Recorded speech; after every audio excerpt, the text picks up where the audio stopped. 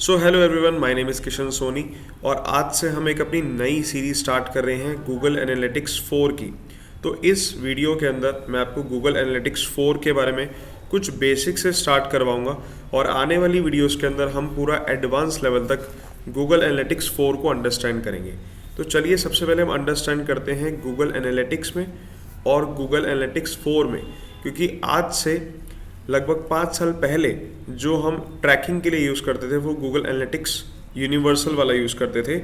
तो उसके बारे में मैं थोड़ा सा आपको बता देता हूँ। तो 2005 में गूगल ने अपना एक ट्रैकिंग टूल निकाला था जिसका नाम था गूगल यूनिवर्सल एनालिटिक्स, जिसको हम गूगल का यूए भी बोलते थे, यूनिवर्सल एनालिटिक्स। और 2005 से लेकर 2020 तक काफ़ी सारे चेंजेस आए गूगल एनालिटिक्स के अंदर और फाइनली गूगल ने 2020 में अपना एक न्यू टूल लॉन्च करा जिसका नाम था गूगल एनालिटिक्स 4, जिसको हम आज GA4 के नाम से भी जानते हैं। तो GA4 और UA में क्या डिफरेंस है? सो गाइस, इनमें मेजर डिफरेंस जो था वो ये था कि जो गूगल एनालिटिक्स था वो वर्क करता था सेशंस के ऊपर, राइट। अब सेशंस क्या होते हैं मैं थोड़ा सा पहले लिख देता हूँ। ये वर्क करता था सेशंस के ऊपर और जो गूगल एनालिटिक्स 4 है वो वर्क करता है इवेंट्स के ऊपर, ठीक है। अब इवेंट्स और सेशंस क्या होते हैं मैं आपको थोड़ा सा एक्सप्लेन कर देता हूँ इसके अंदर। सेशन का मतलब क्या होता है, जब यूज़र आपकी वेबसाइट पर आता है तो एक सेशन स्टार्ट हो जाता है। जैसे आप मान लेते हैं हम जाते हैं अमेज़ॉन के ऊपर, तो जैसे ही मैं अमेज़ॉन पे एंटर कर रहा हूँ इसका मतलब है कि मेरा सेशन स्टार्ट हो गया है। और गूगल एनालिटिक्स जो था यूनिवर्सल वो सेशन को काउंट करता था, बट जो GA4 है वो इवेंट्स को काउंट करता है। इसका मतलब ये हुआ कि अगर मैं गूगल एनालिटिक्स 4 के थ्रू ट्रैकिंग करूँगा या फिर हम मान लेते हैं जैसे ही हम अमेज़ॉन पे जाएंगे तो अमेज़ॉन पे हमारा सेशन तो स्टार्ट होगा, बट हम अमेज़ॉन पे जाते जब एक पेज व्यू करेंगे तो उसको वो एक इवेंट मानेगा। फिर हम सेकंड पेज व्यू करेंगे तो उसको वो सेकंड इवेंट मानेगा। फिर हम किसी लिंक पे क्लिक करेंगे उसे वो थर्ड इवेंट मानेगा। बट यूनिवर्सल एनालिटिक्स के अंदर ये काउंट नहीं होता था। यूनिवर्सल एनालिटिक्स के अंदर सिर्फ सेशन काउंट होता था और सेशन की ड्यूरेशन काउंट होती थी। हालांकि हम ये भी ट्रैक कर पाते थे कि कौन से पेज पे गया है, बट वो सेशन में नहीं दिखाता था, वो पेज व्यूज़ में दिखाता था। और जब हम गूगल एनालिटिक्स में आते हैं तो हमें यहाँ पे वो एक एक चीज़ डिटेल में बताता है। तो कंपैरेटिवली गूगल एनालिटिक्स 4 जो है वो ज़्यादा अच्छे से ऑडियंस को ट्रैक करता है और बहुत डीपली ट्रैक करता है। तो पहला डिफरेंस हो गया ये। सेकेंड डिफरेंस आता है गूगल एनालिटिक्स जो था यूनिवर्सल, उसमें गोल डिसाइड किया जाता था। अब गोल का मतलब क्या हो सकता है? गोल का मतलब लीड्स भी हो सकता है, गोल का मतलब सेल्स भी हो सकता है, गोल का मतलब जो है ऐड टू कार्ट भी हो सकता है, राइट। आप जब लोग अपना ऐड चलाएंगे या अपने क्लाइंट्स के लिए वर्क करेंगे तो आपके भी क्लाइंट्स के कुछ ना कुछ गोल होंगे, ट्रैफिक भी हो सकता है। तो पहले हमें गोल डिसाइड करने पड़ते थे। बट जब गूगल एनालिटिक्स की हम बात करते हैं, गूगल एनालिटिक्स की इवेंट्स, उन्हें हम की इवेंट्स बोलते हैं, ये ट्रैक करता है। और अगर हम कंपैरेटिवली देखें तो गूगल एनालिटिक्स के अंदर जो इवेंट्स ट्रैकिंग होती है वो ज़्यादा डीप डाउन होती है। फॉर एग्जांपल, अगर मैं एक लैंडिंग पेज पे यूज़र को ले जाना चाहता हूँ तो गूगल एनालिटिक्स के अंदर पहले मुझे उसको एज अ गोल सेट करना पड़ेगा कि मुझे तो ट्रैफिक चाहिए या फिर मुझे लीड्स चाहिए। जब मेरा ट्रैफिक आएगा और वो लीड जनरेट करके देगा तब मैं उसे एक गोल मानूंगा। बट गूगल एनालिटिक्स में क्या होता है, जैसे ही यूज़र हमारी वेबसाइट पर ऐड होगा, एंटर करेगा तो की इवेंट्स या इवेंट्स स्टार्ट हो जाएंगे और जो भी वो एक्टिविटी करेगा वो सारी की सारी वो रिकॉर्ड होगी और हम अपने हिसाब से की इवेंट डिसाइड कर सकते हैं। हमें गोल पूरा सेट करने की नीड नहीं है। तो ये मेजर डिफरेंस है गूगल एनालिटिक्स के अंदर एंड GA4 के अंदर। सो गाइज, अभी तो आपने ये अंडरस्टैंड करा कि गूगल एनालिटिक्स GA4 में डिफरेंस क्या है, बट एक सवाल आता है कि ये हमारे लिए क्या इंपॉर्टेंट है इसको सीखना। तो देखो मैं थोड़ा सा इसका फ्यूचर बताता हूँ। फ्यूचर ऑफ गूगल एनालिटिक्स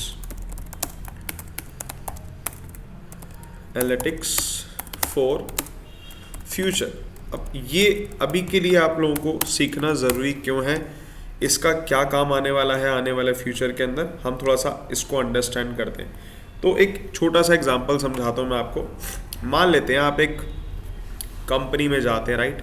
आपकी कंपनी आपको 5 लाख रुपीज़ का अमाउंट देती है फॉर मार्केटिंग, ठीक है। अब 5 लाख रुपए का आपको अमाउंट दिया गया है मार्केटिंग के लिए और कंपनी कहती है आप एक मैनेजर हो, मार्केटिंग मैनेजर, तो आपको हम टीम्स देते हैं। कंपनी कह रही है हमारे पास सोशल मीडिया की भी टीम है, वेट, हमारे पास गूगल एड्स की भी टीम है, हमारे पास एसईओ की भी टीम है, हमारे पास ईमेल मार्केटिंग करने वाले लोग भी हैं, हमारे पास जो है कंटेंट क्रिएशन की भी टीम है, या बहुत सारे ऑप्शंस हो सकते हैं, राइट, या फिर email marketing, SEO, Google ads, है ना, मेटा एड्स के लिए भी आपको अलग से टीम दी गई है। तो कहने का मतलब है आपके पास ये पूरी टीम दी गई है।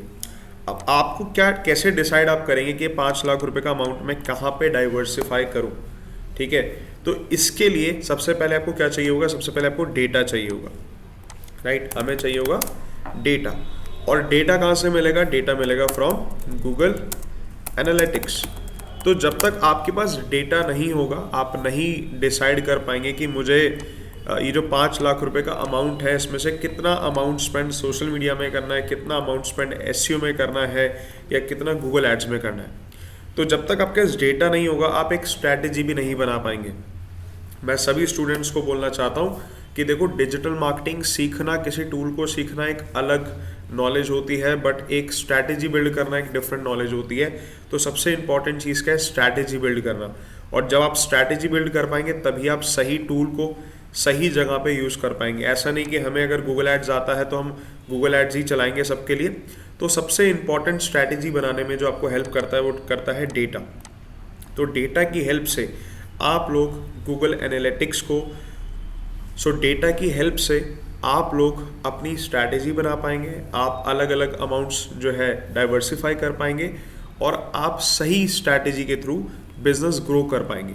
ये है future of Google analytics.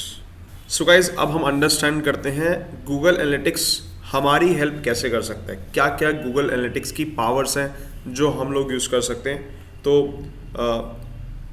Power of, मैं यहाँ पे लिख देता हूँ, पावर ऑफ GA4।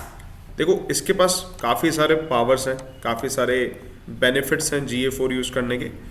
तो मेजरली मैं आपको 3 बेनिफिट्स बताता हूँ। पहला, डेटा कलेक्शन, ठीक है, कि GA4 से हम डेटा कलेक्ट कर सकते हैं। मींस हमारी वेबसाइट पे कितने लोग आए, कहाँ से आए, कौन सी कंट्री से आए, कौन सी सिटी से आए, कितना टाइम स्पेंड करा, हमारे पास जो ऑडियंस आ रही है उसकी एज क्या है, उनका जेंडर क्या है, कौन सी एज के लोग हमारे किस पेज पे कितना टाइम स्पेंड कर रहे हैं। So that is data collection. तो गूगल एनालिटिक्स 4 का एक मेजर बेनिफिट है कि वो डेटा कलेक्शन करता है, जो कि मैं आपको ऑलरेडी पहले बता चुका हूँ। नेक्स्ट, इसका और बेनिफिट क्या है, डेटा कलेक्शन के साथ साथ second thing is data storage. और डेटा स्टोरेज मीन्स, अब देखो, बहुत सारे स्टूडेंट्स कहते हैं कि सर गूगल एनालिटिक्स में और गूगल सर्च कंसोल में क्या डिफरेंस है। जितने लोगों को गूगल सर्च कंसोल शायद नहीं पता, मैं आपको एक बार दिखा देता हूँ, हो सकता है आपको पता हो। ऑब्वियसली आप क्लासेस लेते हैं तो आपने ये ज़रूर सेटअप किया होगा गूगल सर्च कंसोल। तो दोनों काफ़ी सिमिलर हैं, दोनों ही एनालिटिक्स टूल हैं, बट दोनों में मेजर डिफरेंस है, और वो डिफरेंस हम आगे अंडरस्टैंड करेंगे। बट अभी मैं आपको थोड़ा सा अंडरस्टैंड करवाता हूँ कि गूगल एनालिटिक्स जो है उसका डेटा स्टोरेज का मतलब क्या हुआ। देखो, पहले 2005 के आसपास या 2005 से 2020 तक ये सिर्फ 2 मंथ्स का ही डेटा स्टोर कर पाता था, ठीक है। इसका मतलब आप अपनी वेबसाइट के आने वाले विजिटर्स को 2 महीने तक ही ट्रैक कर सकते हो, बट इन्होंने अपना ये टेन्योर थोड़ा बढ़ा दिया GA4 के बाद। नाउ अब जो है, अब वो 14 मंथ्स का हो गया। तो ये मेजर चेंज आया है गूगल एनालिटिक्स 4 में कि अब आप अपनी वेबसाइट के यूज़र्स का, ट्रैफिक का डेटा 14 महीने तक ट्रैक कर सकते हो। और इससे एक बेनिफिट आपको और भी होने वाला है कि 14 मंथ्स, जैसे मान लो मैं अमेज़ॉन पे जाके कुछ बाय कर लेता हूँ, तो 14 मंथ्स के बाद भी अमेज़ॉन मुझे रिपीटेडली ऐड दिखा सकता है, रीटारगेटिंग कर सकता है। और वहाँ पे ये हमें काफ़ी हेल्प करेगा ब्रांडिंग में, अवेयरनेस में और कस्टमर रिटेंशन के अंदर। तो 14 मंथ बहुत बड़ा टेन्योर है एक कस्टमर को ट्रैक करने में। ऑलमोस्ट 1 साल, सवा साल के आसपास का टाइम हो जाता है। डेटा कलेक्शन की अगर हम बात करें तो आप वेबसाइट का डेटा और ऐप का डेटा कलेक्ट कर लेते हो, ठीक है। थर्ड इसका बेनिफिट क्या है, थर्ड इसका बेनिफिट है डेटा विजुअलाइजेशन, ठीक है, जिसके अंदर हम रिपोर्टिंग, ठीक है, या डैशबोर्ड रिपोर्टिंग इसको बोलते हैं। हम आगे अंडरस्टैंड करेंगे कैसे डैशबोर्ड में रिपोर्ट्स बनाई जाती हैं, कैसे उनको रीड किया जाता है, कौन कौन से फनल्स होते हैं, क्या पाथवेज होंगे, ये सारी चीज़ें हम अंडरस्टैंड करेंगे आगे गूगल एनालिटिक्स 4 के अंदर। तो ये सारी चीज़ें हैं, इसके अलावा और भी बहुत सारे बेनिफिट्स हैं, वो मैं आपको आगे वाली वीडियोज़ में बताने वाला हूँ। कुछ ऐसी टर्म्स के बारे में अंडरस्टैंड करेंगे जो आपके लिए सीखना बहुत ज़रूरी है, क्योंकि आगे आने वाली क्लासेस के अंदर मैं उन टर्म्स को यूज़ करूँगा। तो अगर आप उन टर्म्स को अभी अंडरस्टैंड कर लेंगे तो आपके लिए बहुत ईजी रहेगा गूगल एनालिटिक्स को समझना। तो मैंने यहाँ पे कुछ टर्म्स ऑलरेडी मेंशन कर रखी हैं। जैसे सबसे पहले हम इवेंट को अंडरस्टैंड करते हैं। इवेंट्स का मतलब क्या है? देखिए यहाँ पे लिखा है everything in GA4 is an event, that is page views, clicks, purchase, Scrolls, form submission. मतलब आप GA4 में जब एंटर करेंगे, मीन्स आपका कस्टमर आपकी वेबसाइट पे जब एंटर करेगा, तो जैसे ही उसने एंटर करा आपकी वेबसाइट पे और पेज को व्यू करना स्टार्ट करा, क्लिक्स करा या इवन स्क्रॉल भी करा, यहाँ पे लिखा है स्क्रॉल को भी ये ट्रैक करेगा एज ए इवेंट। तो इवेंट का मतलब क्या होगा? जो भी एक्टिविटीज़ हमारा ट्रैफिक हमारी वेबसाइट पर आकर जो भी एक्टिविटीज़ कर रहा है, दैट इज़ इवेंट। अब पहले क्या होता था? पहले सेशंस होते थे, पहले इवेंट्स नहीं होते थे। तो यूनिवर्सल एनालिटिक्स में सिर्फ सेशन काउंट किया जाता था और इसमें भी वो सिर्फ टाइम फ्रेम को ही कैप्चर करता था, ना कि वो चेक करता था कि स्क्रॉल है या फॉर्म सबमिशन हुए या नहीं हुए। फॉर्म सबमिशन या परचेज को वो गोल में ट्रैक करता था। तो ये काफ़ी डिफरेंस है गूगल एनालिटिक्स 4 के अंदर। Next is event parameters. अब इवेंट पैरामीटर्स, जैसे ऊपर इवेंट हमने अंडरस्टैंड करा, तो इवेंट पैरामीटर्स का मतलब है आप अपने पैरामीटर्स भी बना सकते हो और कुछ पैरामीटर्स जो होते हैं वो प्री डिफाइन होते हैं गूगल एनालिटिक्स के अंदर। जैसे यहाँ पे मेंशन है पेज व्यू। अब पेज व्यू एक इवेंट है, तो हम उस पेज व्यू का पैरामीटर रख सकते हैं कि कौन सी लोकेशन, क्या कोई पेज का URL रखना है आपको स्पेसिफिक या फिर पेज का टाइटल रखना है। वैसे तो ये बाय डिफ़ॉल्ट आपको GA4 में मिल जाएंगे कि पेज का लोकेशन क्या है, पेज का टाइटल क्या है। तो जिस पेज पे यूज़र आकर व्यू कर रहा है हमारे पेज को, उसका टाइटल और उसका URL क्या है, ये हम देख पाएंगे। परचेज में हम ये देख पाएंगे कि हमारी ट्रांजैक्शन ID, जैसे आपने देखा होगा जब आप कभी ई-कॉमर्स वेबसाइट में कुछ परचेजिंग करते हो तो उसमें आपकी ट्रांजैक्शन ID लिखी आती है, तो वो भी ट्रैक की जाएगी, वैल्यू ट्रैक की जाएगी और करेंसी भी ट्रैक की जाएगी। तो ये इवेंट पैरामीटर्स हो गए हैं, जहाँ पे आप कॉन्टेक्स्ट दे सकते हो अपने इवेंट्स को कि क्या हमें पैरामीटर्स का रखना है।